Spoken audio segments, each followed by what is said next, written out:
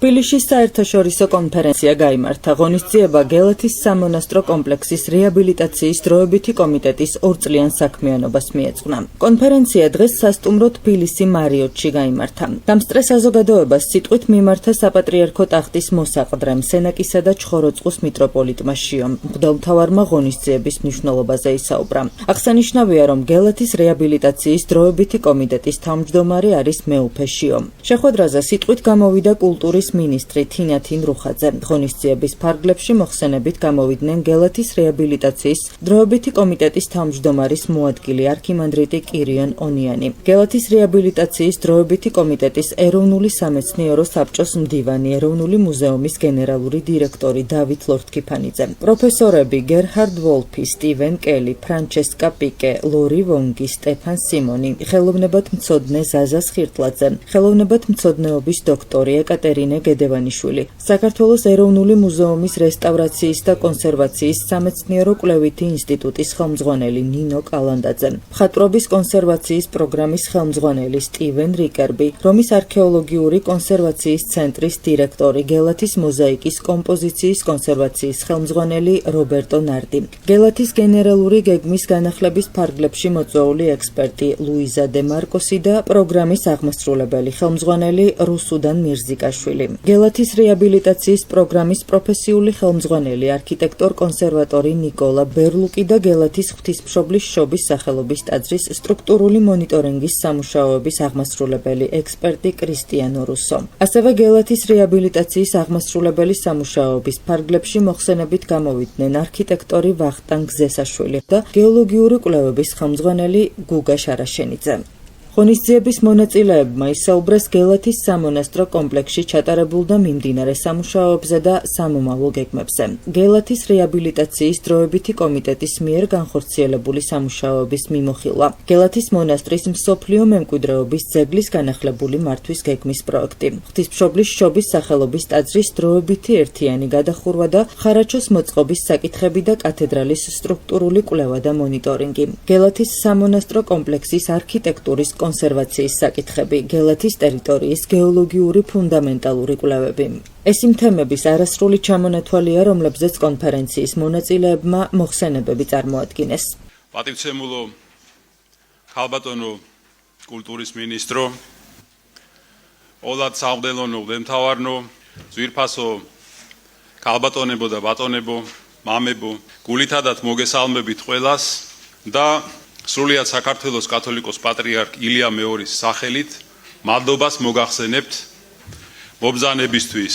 მინდა შეგახსენოთ, რომ წელს აღინიშნა წმინდა მეფე დავით აღმაშენებლის გარდაცვალებიდან 900 წლის თავი. მოგეხსენებათ, რა დიდ მნიშვნელობას ანიჭებდა წმინდა მეფე ეკლესიის და სახელმწიფოს ერთობას ქვეყნის აღშენების საქმეში.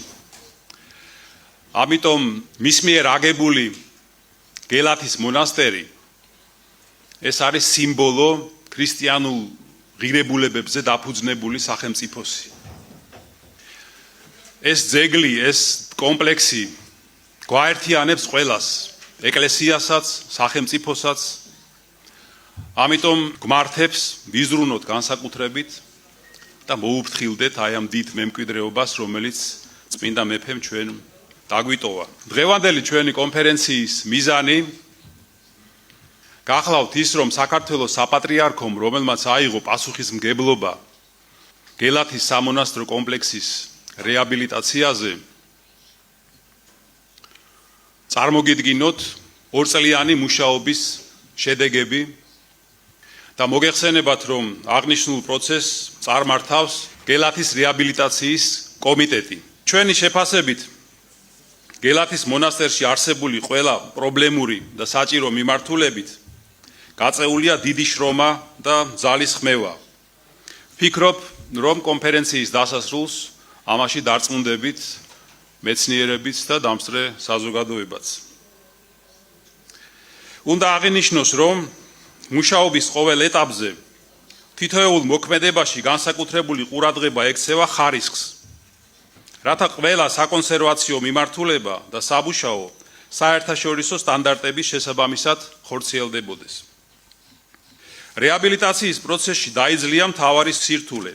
შეჩერებულია შეუქცევადი დაზიანების საფრთხეები და მიმდინარეობს ფართო მასშტაბიანი მუშაობა, როგორც სამეცნიერო კვლევა დიაგნოსტიკის, ასევე ფიზიკური სამუშაოების მხრივ. მაღალმა სამეცნიერო დონის კვლევა დიაგნოსტიკამ შექმნა მტკიცე და უსაფრთხო საფუძვლები ყველა მიმართულებით. იქნება ეს მონასტრის კათედრალის ერთიანი დროებითი გადახურვის გრანდიოზული პროექტი, გელათის სამონასტრო კომპლექსის მართვის გეგმის დოკუმენტი, მხატვრობის და მოზაიკის კონსერვაცია, რესტავრაცია, სტრუქტურული კვლევები, გეოლოგია თუ სხვა. ყოველივე ამისთვის და სრულიად უანგაროდ გაწეული მსახურებისთვის განსაკუთრებულ მადლობას ვუხდი როგორც ჩვენს ეროვნულ სამეცნიერო საბჭოს, ასევე საერთაშორისო სამეცნიერო საბჭოს წევრებს. ასევე მინდა დიდი მადლიერება გამოვხატო საერთაშორისო აღიარებული სპეციალისტების მიმართ, რომლებიც დაგთანხმდნენ ჩართულიყვნენ გელათის რეაბილიტაციის პროცესში და ხელმძღვანელობენ თავიანთ საკონსერვაციო მიმართულებებს. მადლობას ვუხდი ქართველ სპეციალისტებს თავდადებული და მაღალპროფესიული შრომისთვის. სწორედ პროექტში ჩართული მეცნიერების და გამორჩეული პროფესიონალების რჩევებმა, მაღალი დონის სპეციალისტების შრომამ და მათმა ერთობამ განაპირობა მნიშვნელოვანი პროგრესი გელათის მრავალმხრივი პრობლემების დასაძლევად. გაწეული სამუშაოსთვის დიდი მადლობა მინდა გადაუხადო არქიმანდრიტ კირიონ ონიანს და მასთან ერთად გელათის რეაბილიტაციის კომიტეტის სხვა წევრებს, რომლებიც შეიძლება ითქვას, რომ არიან ამ პროექტის მთავარი მამოძრავებელი და შემკვრელი ძალა. გელათის რეაბილიტაციის პროექტი თავისი მასშტაბურობით და საკონსერვაციო კომპონენტების ერთობლიობით უპრეცედენტოა საქართველოს ისტორიაში. გარდა ამისა, ის ამ სფეროს წარმომადგენლების დიდ ყურადღებას იპყრობს მთელ მსოფლიოში. საქართველოს საპატრიარქო ძალისხმევას არიშურებს, რათა გელათის რეაბილიტაცია მიმდინარეობდეს ისე, როგორც ეს ამ დიდებულ მონასტერს შეჰფერის. ვფიქრობთ, ეს მართლაც ასეა და ვმადლობთ უფალს ამისთვის. ყოველივე ამის განხორციელება, რა თქმა უნდა, შეუძლებელი იქნებოდა საქართველოს მთავრობის დახმარების გარეშე და ჩართულობის გარეშე.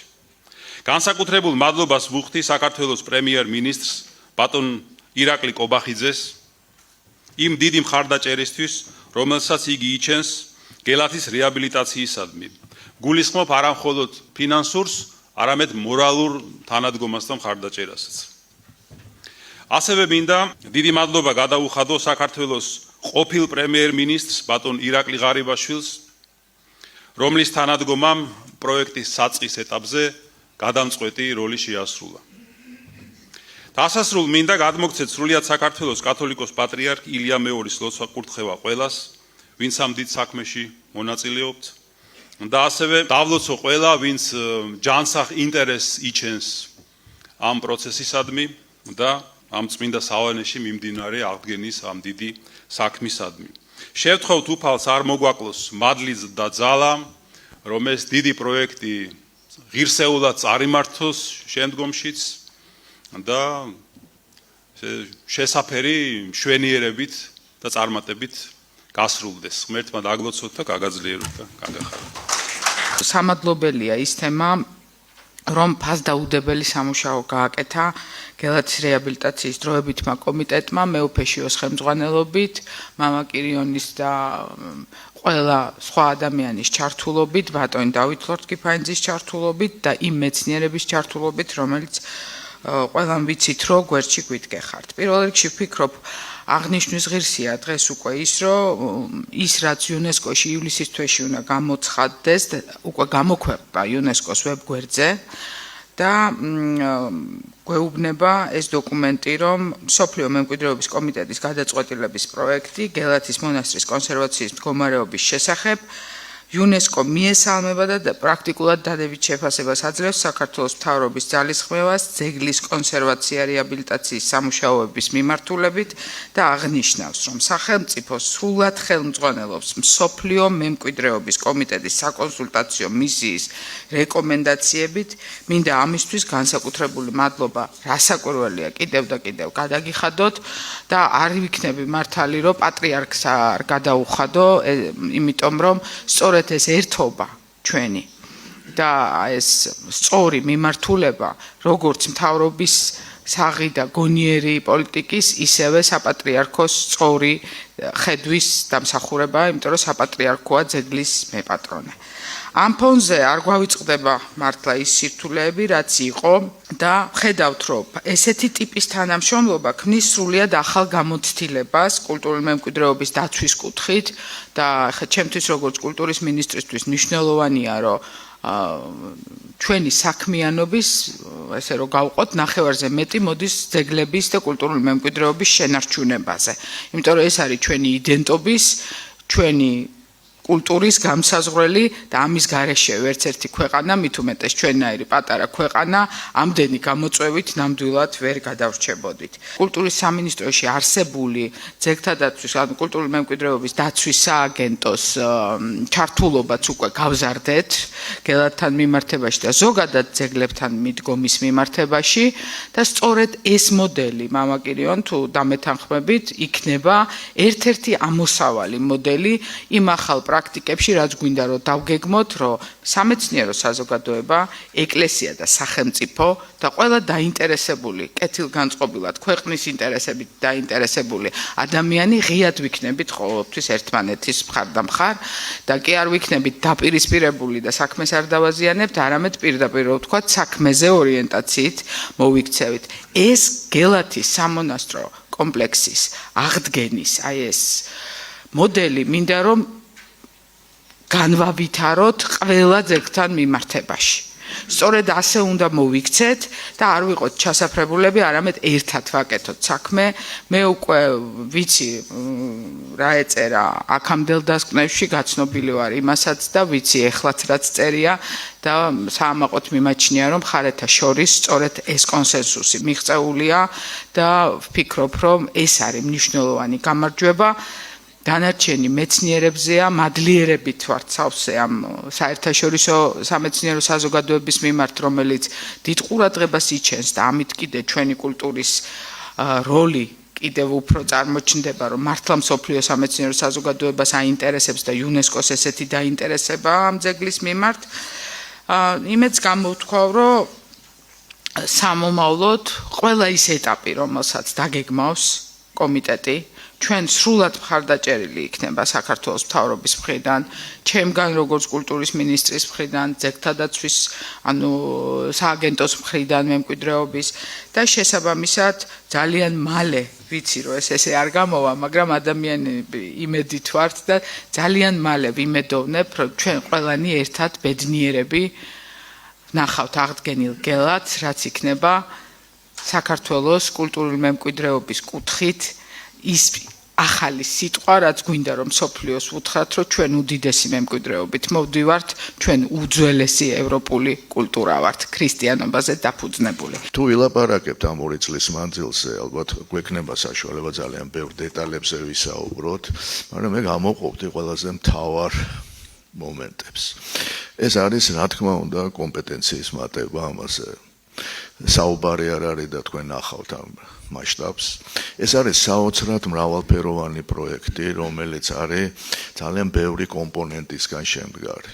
სადაც ერთმანეთთან არის გადაჯაჭვული როგორც მეცნიერული პრობლემები და კვლევა, ისე მისი განხორციელება, ასევე მე ვიტყვი, წმინდა განვითარება და უმრთულესი ტექნიკური საკითხები, როგორც საინჟინრო, წმინდა ლოჯისტიკური, ეს არის აბსოლუტურად საერთაშორისო პროექტი და შეიძლება ხშირად კითხვა ისმის დროის შესახებ, აბა ერთი მოხდეს 19 კომპანია იყო, რომელიც მოწვეული იყო მაშინ 60 წლის გადასაწყვეტად დროებითი გადახურვის. რატო არ გამოვიდეს, იგი რთული იყო. ელემენტარულად საერთაშორისო შესყიდვების სისტემაც ამ კომიტეტში არის. ასე რომ ეს იმდენი გადახლართული თემა არის, რომ ეს თავს არ ვიმართლებთ, მაგრამ უნდა გითხრათ, რომ 2 წელი ძალიან ცოტაა ამისთვის. და მთავარი, რასაც დავამატებ აქ, რაც არის მესამე, აბა გადამწყვეტ, ეს არის უანგარობა. 2 წლის წინ კითხვა ისმოდა, რომ იქნება თუ არა ეს საერთაშორისო კომიტეტი, რომელიც აბსოლუტურად უსასყიდლოდ იღებს მონაწილეობას ამაში. მეცნიერებას წარმოადგენენ მეცნიერებათა აკადემიას და უნდა გითხრათ, რომ მეცნიერებათა აკადემიას, აი ბატონი როინი აკრძალდება, ყოველთვის ჰქონდა ეს ტრადიცია ინტეგრირებული ინტერდისციპლინარული კვლევის.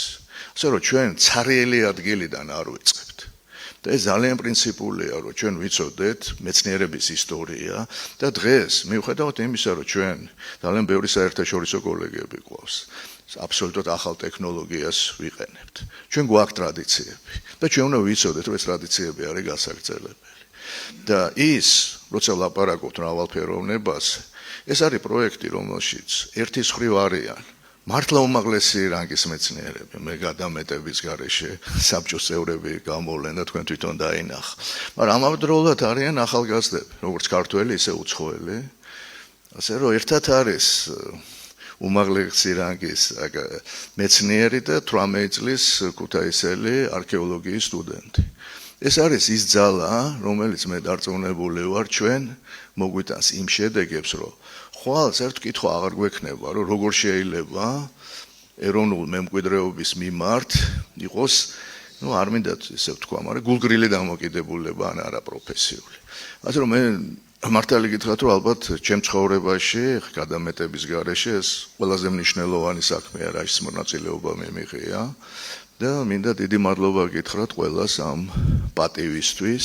კონფერენციის დასასრულს დასკვნითი სიტყვა წარმოთქვა საპატრიარქო ტახტის მოსაყდრემ სენაკისა და ჩხოროწყუს მიტროპოლიტმა შიომ. გამოხატავ ჩემ სიხარულს, მადლიერებას კიდევ ერთხელ, ძალიან შთამბეჭდავი გამოსვლები მოვისმინეთ ყველამ და შეიძლება ითქვას, რომ გამოჩნდა არა მხოლოდ დიდი ცოდნა და პროფესიონალიზმი, როგორც ჩვენი უცხოელი სტუმრების და მრჩევლების, ასევე ჩვენი ქართველი მეცნიერების.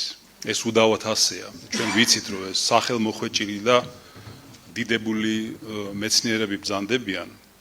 მაგრამ ჩვენ განსაკუთრებით გვახარებს, რომ გამოჩნდა მათი საოცრად სათუთი, გულითადი და მოსიყვარულე დამოკიდებულება საქმისადმი და კერძოდ გელათის მონასტრისადმი, რეაბილიტაციის პროცესისადმი.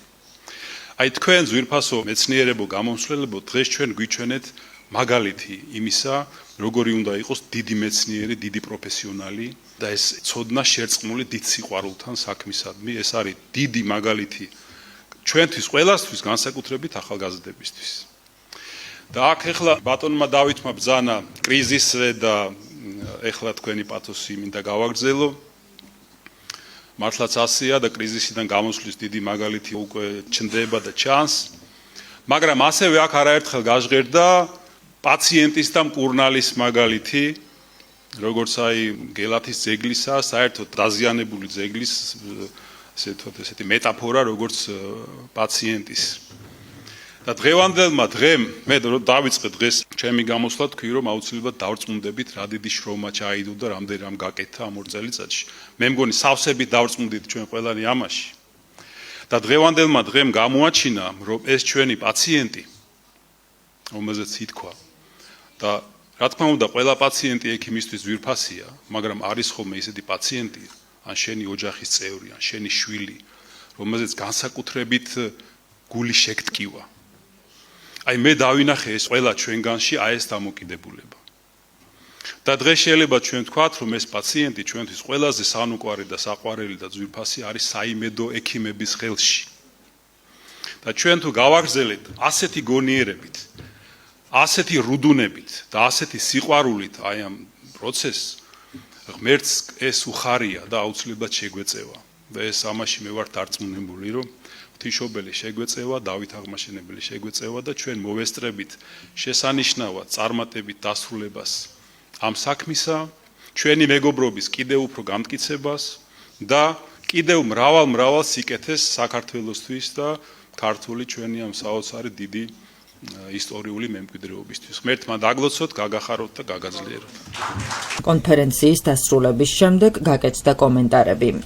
ძალიან შთამბეჭდავი გამოსვლები მოვისმინეთ. ძალიან მნიშვნელოვანია, რომ სერიოზული კვლევები მიმდინარეობს ყველა მიმართულებით, რაც ძეგლის რეაბილიტაცია სჭირდება და ამას ახორციელებს უმაღლესი რანგის სპეციალისტები. და ეს რა თქმა უნდა ძალიან დიდ იმედს იძლევა, რომ ძეგლის რეაბილიტაცია ძალიან ღირსეულბა და წარმატებით წარიმართება. და ასევე ძალიან მნიშვნელოვანია, რომ ეს ძალიან ცნობილი და დიდი სპეციალისტები რთავენ ახალგაზრდებს ამ პროცესში, როგორც ქართველებს, ასევე უცხოელებსაც, ასწავლიან მათ, გადასცემენ აი ამ დიდ გამოცდილებას. ამას აკეთებენ მთელი გულით, ძალიან დიდი ენთუზიაზმით. და აი მრავალმხრივ ესეთი იმედებია, რომ შემდგომი თაობაც გაიზრდება, რომელიც ჩვენ ძეგლებს მოემსახურება და ესეთი შესანიშნავი განწყობა არის და ყველას გილოცავთ და მეთქმა ინებოს, რომ წარმატებით წარიმართოს და დასრულდეს ეს შესანიშნავი პროექტი. როგორც ხელოვნებაცოდნეებმა აღნიშნეს, გამომდინარე იმ პრობლემებიდან, რომელიც დაკავშირებულია კონსერვაციის და რესტავრაციის საქმეებთან, საჭირო გახდა მსოფლიოში ცნობილი მეცნიერების და აი ამ საქმის სპეციალისტების მოწვევა და ძალიან მნიშვნელოვანია, რომ მოხერხდა ამის გაკეთება, შეიქმნა მრჩეველთა საერთაშორისო საბჭო, რომელიც ფაქტიურად აერთიანებს ამ დარგის მსოფლიოში ყველაზე ცნობილ სპეციალისტებს და საინტერესო ის არის, რომ როგორ მოახერხეს მათ ამაში მონაწილეობა, იმიტომ რომ ეს ყველა ძალიან დაკავებული ხალხია და აი სწორედ მათი გადაწყვეტილება, რომ მიეღოთ მონაწილეობა, განაპირობა იმან, რომ როდესაც მათ ნახეს ეს ძეგლი და მისი ისტორია, მისი აი ეს მხატვრული ღირებულება, მათ თქვეს, რომ ეს არის ერთ-ერთი მსოფლიოს ესეთი გამორჩეული საგანძური და რომ ასაკვირველია ამას ჭირდება მაქსიმალური თანადგომა და ფაქტიურად აი თვითონ ძეგლმა თავისი ისტორიით, თავისი ღირებულებით, სულიერი და მხატვრული ღირებულებით განაპირობა, რომ ეს ძალიან დიდი ჯგუფი ყველაზე მაღალი დონის სპეციალისტებისა და მეცნიერებისა გაერთიანდნენ საერთაშორისო სხვადასხვა ქვეყნიდან და პრაქტიკულად ასეთი გაერთიანება მეტნაკლებად საზღვარგარეთ სხვადასხვა ძეგლებზე მომხდარა, მაგრამ ასეთი მასშტაბური პირველად მოხდა და ეს რასაკვირველია საქართველოსთვის არის ძალიან მნიშვნელოვანი.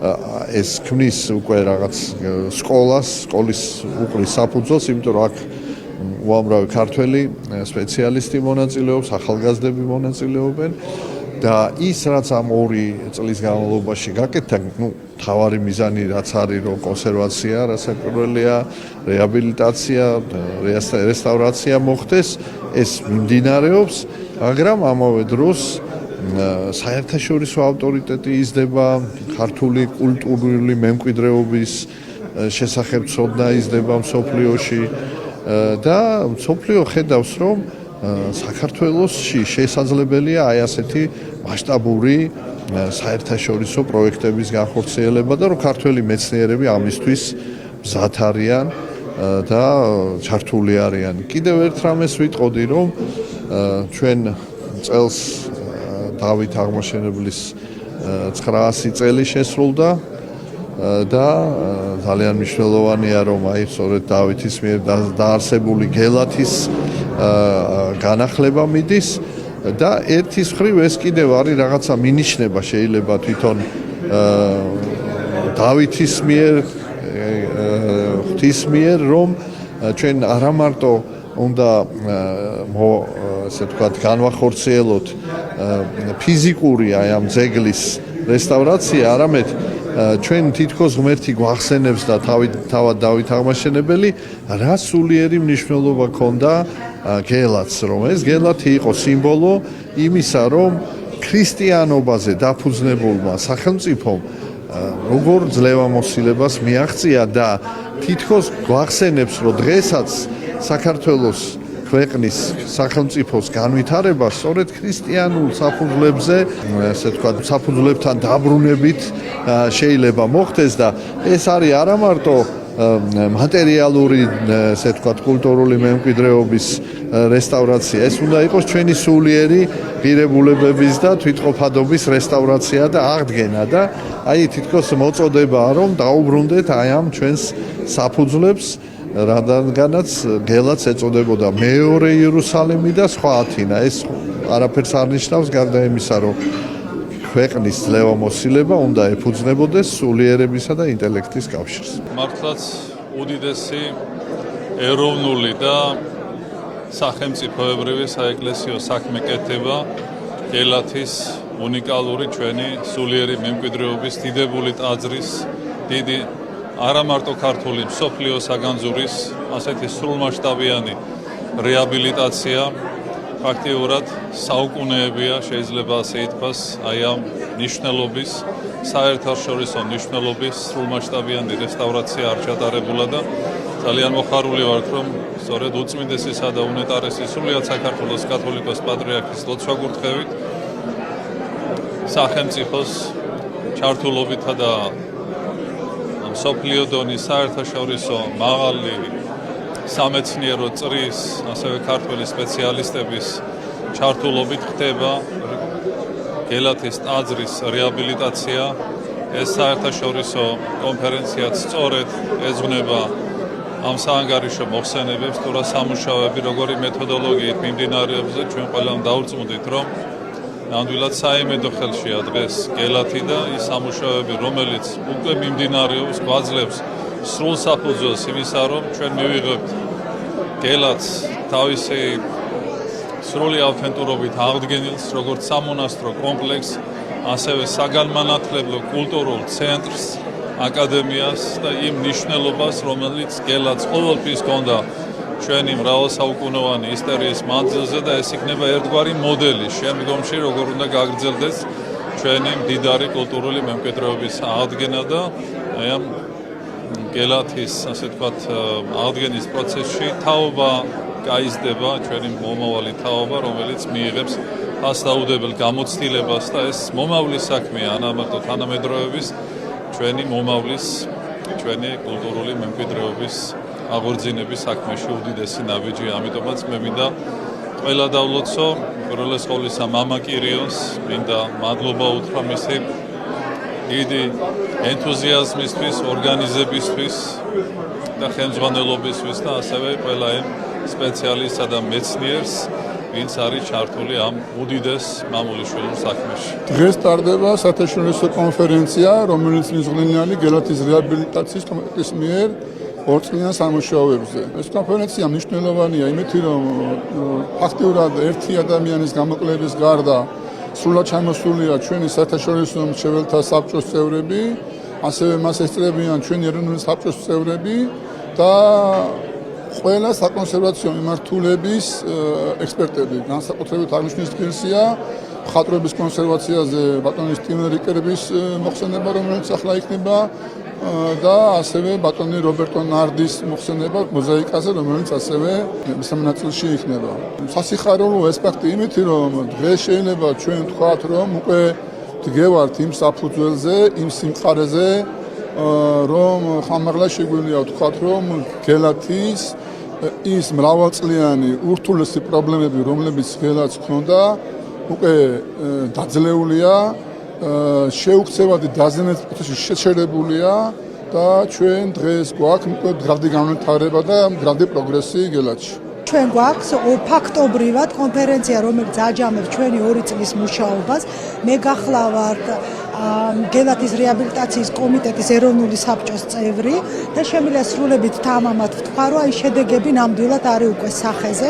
გუშინ მთელი ჯგუფი, სამუშაო ჯგუფი უცხოელებთან ერთად გახვდით გელათში და აქ პრაქტიკულად სულ რამოდენიმე დღე ჭირდება უკვე ამ დროებითი გადახურვის დასრულებას.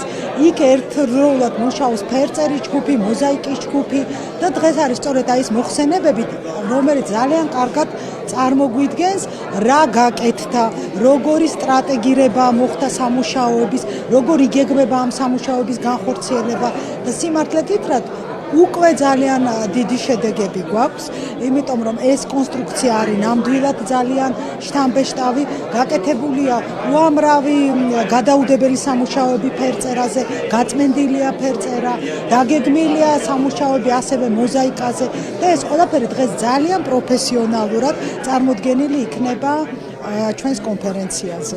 დღეს ძალიან საინტერესო კონფერენცია ჩატარდა.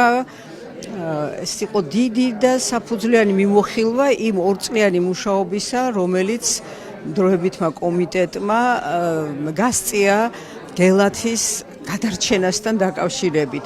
თორემ აქვე მინდა თქვა, რომ მე თანამშრომელია ჩუბინაშვილის ეროვნული ცენტრისა, რომელიც სწორედ ჩვენი ინიციატივა იყო, რომ საქართველოს ეკლესიას გადაებარებინა ეს საქმე თავისთავად, ძალიან ცუდად მიდიოდა საქმე და ჩვენ მიმართეთ თხოვნით მეუფეშიოს, რომ იქნებ თქვენ რაღაცნაირად უშველოთ ამას და ეს სწორედ აქედან წამოვიდა. ისე უნდა თქვა, რომ სწორედ ჩუბინაშვილის ცენტრის თანამშრომელმა თავის დროზე ბევრი წლით ადრე ატეხეს განგაში იმაზე, რა ხდება გელათში, სად ჩამოდის წყალი და ძალიან უჭირდათ ამ თავის სიმართლის გატანა. ეხლა კიდევ ხედავთ, რომ ძალიან მოკლე დროში უზარმაზარი საქმე გაკეთდა, რა თქმა უნდა რთულია, უამრავი ჩვენც გვაქვს შენიშვნები, შეიძლება სხვასაც ქონდეს, მაგრამ ფაქტია, რომ მე დიდი იმედი მაქვს წარმატებისა და იმისა, რომ ეს არაჩვეულებრივი მოვლენა, მართლა მოვლენა, რაც არის გელათის მონასტერი თავისი ფიზიკური და სულიერი შინაარსით,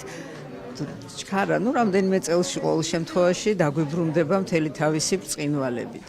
ქართულმა ჯგუფმა საერთაშორისო ხელმძღვანელებთან ერთად გააკეთეს კვლევა-დიაგნოსტიკის მრავალი ეტაპი, დაფარეს მთავარი სივრცე, ეკვდერები, გადავდივართ ნართექსა და გუმბათზე.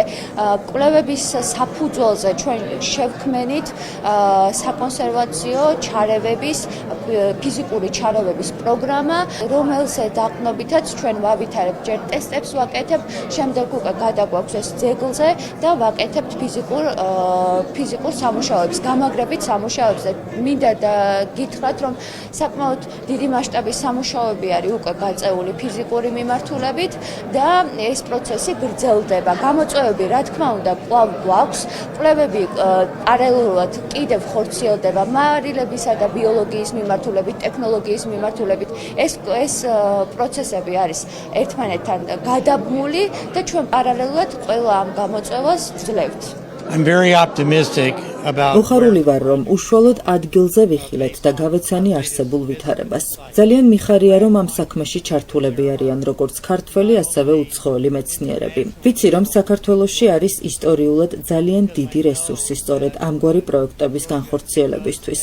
ნელა მშვიდად მივყვებით ჩვენ ამ პროექტებს იმ მეთოდოლოგიით, რომელსაც გვთავაზობს საერთაშორისო გამოცდილება და საერთაშორისო ცოდნა. ასეთ შემთხვევაში ვფიქრობ, რომ ძალიან მალე, რამოდენიმე წელიწადში მივაღწევთ მიზანს. I'm new in this group. I mean it's მე ამ ჯგუფის შედარებით ახალი წევრი ვარ და ვხედავ, რომ ძალიან დიდი შრომა არის გაწეული.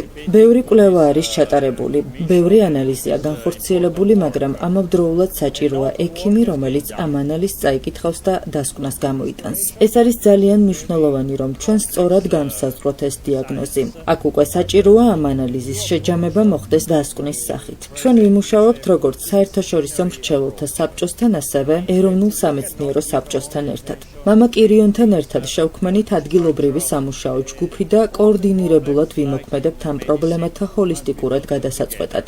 დიდი ხანია რესტავრაცია აღარ არის ცალკე დამოუკიდებელი დარგი. ეს არის მრავალდისციპლინარული მეცნიერება, რომელიც მოითხოვს სხვადასხვა დარგების ურთიერთშეკავშირებულ კვლევას. მე ვარ არქიტექტორი, პროფესორი, სტრუქტურული ინჟინერი, ბრიტანეთის არქიტექტორთა კავშირის წევრი. ჩემი მთელი ცხოვრების განმავლობაში განხორციელებული მაქვს 70-ზე მეტი მსხვილი სარესტავრაციო საკონსერვაციო პროექტი. ჩემთვის ძალიან დიდი პატივია ვიყო საქართველოში. I visited yesterday. გუშინ ვიმყოფებოდი გელათში. ადგილზე გავეცანი სამუშაოებს და ნამდვილად მონუსხული ვარ იმ მასშტაბით და იმ ხარისხით, როგორც მიმდინარეობს ყველა საკონსერვაციო მიმართულებით სამუშაოები. განსაკუთრებით ეს ეხება არქიტექტურას, რადგან ერთიანი დროებითი გადახურვის გარეშე ყველა სხვა საკონსერვაციო მიმართულებაზე მუშაობა უბრალოდ შეუძლებელია. ნახე ხარაჩო, რომელიც აგებულია გუმბათამდე. შტაბ-ჭდილებების ქვეშ ვარ ამ სამუშაოებით. მონუსხული ვარ იმ თანამშრომლობით, რომელიც ქართველ და საერთაშორისო ექსპერტებს შორის არის.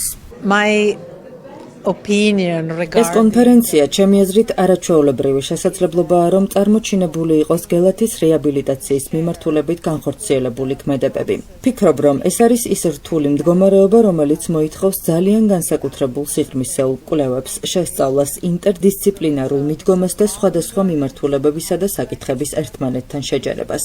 საჭიროებს დიალოგს, სხვაგვარად ეს ვერ განხორციელდება. საუკუნეების განმავლობაში მიმდინარეობდა შიდა პროცესები, წყლის ჩამოდინების ინფილტრაციის შედეგად. ყველაფერი ეს ზემოქმედებს კედლის მხატვრობის მდგომარეობაზე და გვაქვს მძიმე ვითარება, რომელსაც სჭირდება პირველ რიგში გამაგრებითი სამუშაოები და შემდეგ უკვე საკმაოდ გრძელვადიანი საკონსერვაციო ძვირად ღირებული პროგრამა. ძვირად ღირებულია ასევე ის დროებითი გადახურვის ხარაჩოები, რომლის მოწყობაც მთავრდება. ეს ყველაფერი ემსახურება სწორედ ამ ღირებულებების გადარჩენას. საჭიროა, რომ შემდგომ თანმიმდევრულად განხორციელდეს თითოეული ეტაპი, რომ შევინარჩუნოთ ეს მხატვრობა.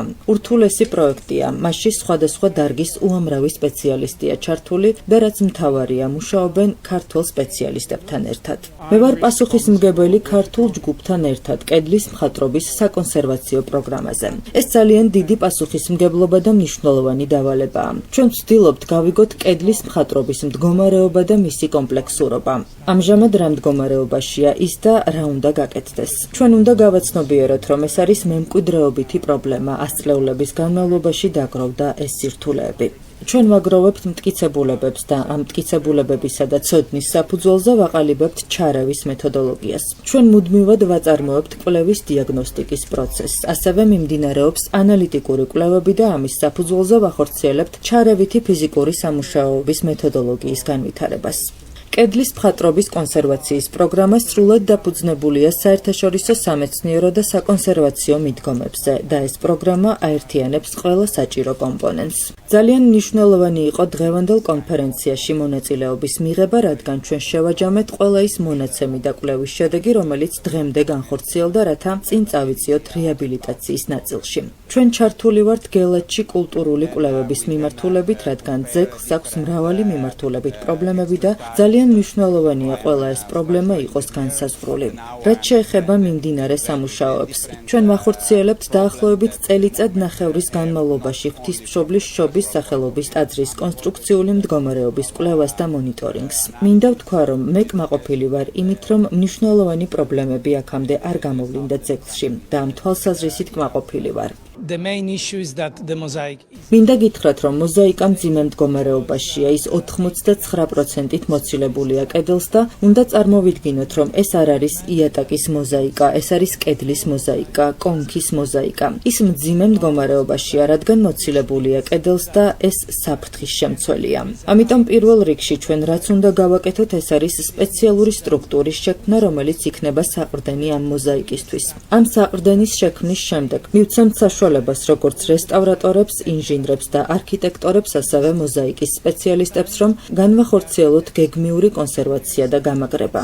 ჩვენ დაახლოებით 1 წელი გვქონდა იმისთვის, რომ შეგვემუშავებინა საპროექტო წინადადება ამ სტრუქტურის შექმნისთვის. ჩვენ შევიმუშავეთ მთელი მოზაიკური კომპოზიციის კონსერვაციის პროექტი.